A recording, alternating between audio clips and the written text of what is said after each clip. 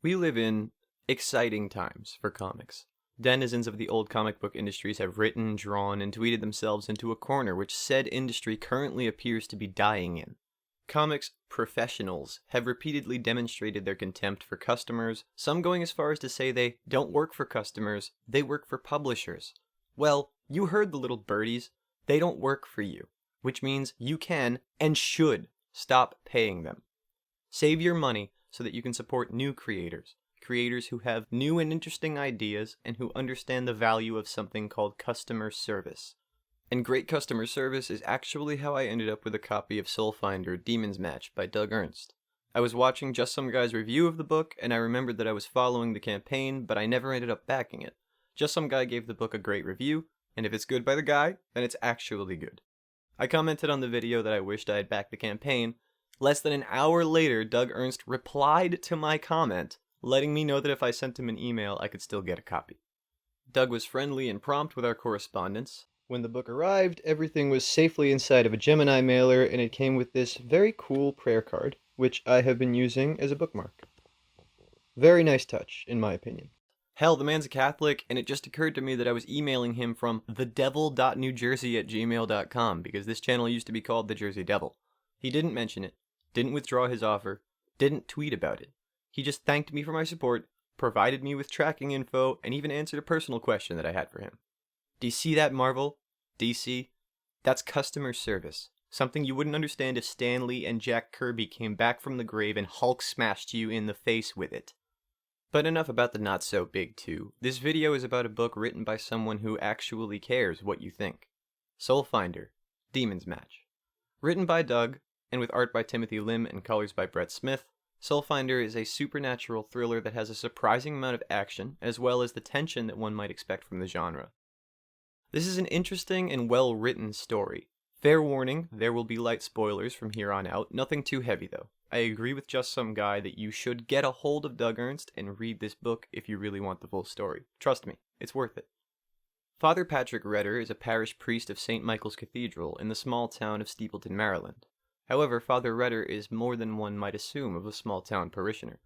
A heart of gold, a past racked with pain and loss, and a special focus on the study of ancient cults and demonology make him uniquely suited to be St. Michael's exorcist.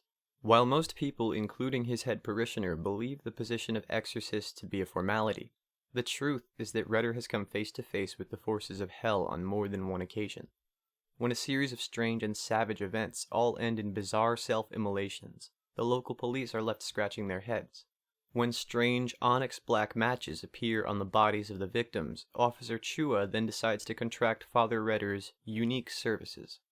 It's up to Redder to uncover the significance of the mysterious black matches, and to find out what demonic threat is terrorizing Steepleton. Douglas really surprised me with his writing. I love a psychological thriller just as much as an action-packed superhero story, but it's hard to keep me interested if you're going to half-ass it. Mr. Ernst did not half-ass this story. Instead of a splash page with credits, the opening is a full page with dialogue over an image. This is one of those introductions where if you don't turn the page, I question your ability to be immersed in fiction. The characters are all distinct, with voices and dialogue that are appropriate to suit their personalities, and all characters have flaws and strengths. Considering this is a story that deals with demons and hell, literal evil, it's interesting and refreshing to find that Doug isn't dealing with many absolutes. The way that the story is written gives the reader the impression that evil never truly and completely takes hold of someone. We are all flawed, but in the end, we can all be saved. And I know what you're thinking, but trust me, though this book obviously deals with a lot of heavy and religious themes, you don't have to be a Christian or religious at all to enjoy it. I don't consider myself to be a very religious person, and I didn't stop reading after turning that first page because the story caught me. Another point of praise would be the way that Doug handled exposition. Flashback sequences are utilized well in the book despite their frequency. There are two characters with flashbacks. One of them uses the scene for exposition, the kind that doesn't feel like it was just dumped on you because the context of the scene makes you want that exposition. The other flashback is featured as a part of a recurring nightmare sequence which warps and changes due to certain forces within the story. I had faith in Doug's abilities before, but I have to say that I was very pleasantly surprised with how well executed Soulfinder was, and I'm looking forward to the next volume in the story. Though I really enjoyed the book, I did notice a few things that I thought could be improved upon, if slightly, so this short section will be dedicated to my criticisms. The biggest of my criticisms isn't really very big at all. In fact, it's the same one that I gave Richard C. Meyer, aka your boy Zach of Comics Matter with your boy Zach, about Jawbreaker's Lost Souls. Let some of your scenes breathe a bit more. There are some scenes that feel like they were cut a little short, and if I had to guess, I'd say it's probably because Doug wanted to streamline the story a bit. Printing is very expensive, and I also think that many first-time comic creators cut out a lot of things because they tend to second-guess their own stories. Some scenes are cut short as what seems like a stylistic choice, and in all of his transitions, Doug is very good with placing the following scene in context and having it explain the action that was skipped. But I did feel at times like certain scenes could have stood to have been stretched over more panels. It's not that these scenes were incomplete as they were, it's that I was already very engrossed in the story, so I absolutely wouldn't have minded if, say, the scene on pages 10, 11, and 12 had had another page to further build the tension. Another bit of criticism would be that I wanted to see a little bit more of Charlotte. No, not that way.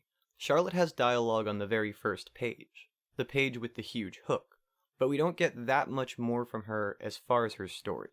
Without spoiling anything, I'll say that it just feels to me like we should have seen a little bit more of the plot that gets her involved in the story. So, would I recommend Soulfinder Demon's Match? Absolutely. If you're interested in psychological or supernatural thrillers even a little bit, I strongly advise that you shoot Doug an email and get yourself a copy of this book, because I get the feeling that word is going to get around and Soulfinder Volume 2 is going to be much bigger than Demon's Match. You're not going to want to miss out on the first volume. And let's be honest, what else do you really have to do right now? So thanks for watching, and it looks like over the next coming weeks and months, I'm going to be getting a pretty steady stream of crowdfunded comics, so look out for more comic reviews on this channel.